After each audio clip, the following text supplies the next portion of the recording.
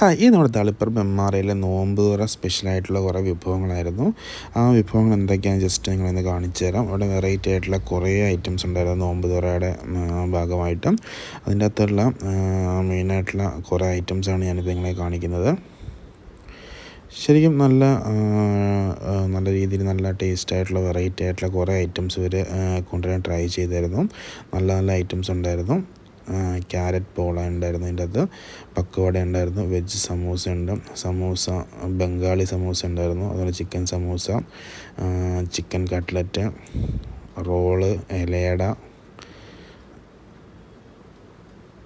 പഴം നിറച്ചത്, ഉണ്ടക്കായ, puffs, bread നിറച്ചത്, അങ്ങനെ പഴംപൊരി, ചെറിയ സമൂസ, എഗ്ഗ് നിറച്ചത്,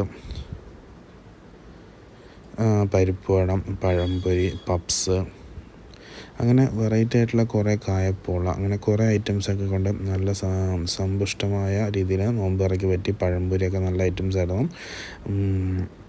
മുട്ട മസാല, അങ്ങനെ ടേസ്റ്റ് ആയിട്ടുള്ള കുറേ ഐറ്റംസ് ഉണ്ടായിരുന്നു. അപ്പം ഈ വർഷത്തെ നോമ്പ് തുറയ്ക്ക് മെമ്മാറ റെസ്റ്റോറൻറ്റിൽ പോയ ആൾക്കാർക്ക് അറിയാം, എല്ലാം ഒന്നിനൊന്നിന് വെറൈറ്റി ആയിട്ടുള്ള ഐറ്റംസ് ആയിരുന്നു. കല്ലുമ്മക്കായ,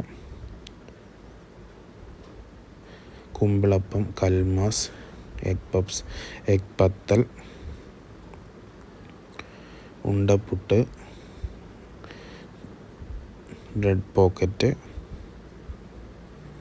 egg puffs, chicken puffs, veg puffs, bun, അങ്ങനെ എല്ലാ ഐറ്റംസും കൊണ്ടും അടിപൊളിയായിരുന്നു.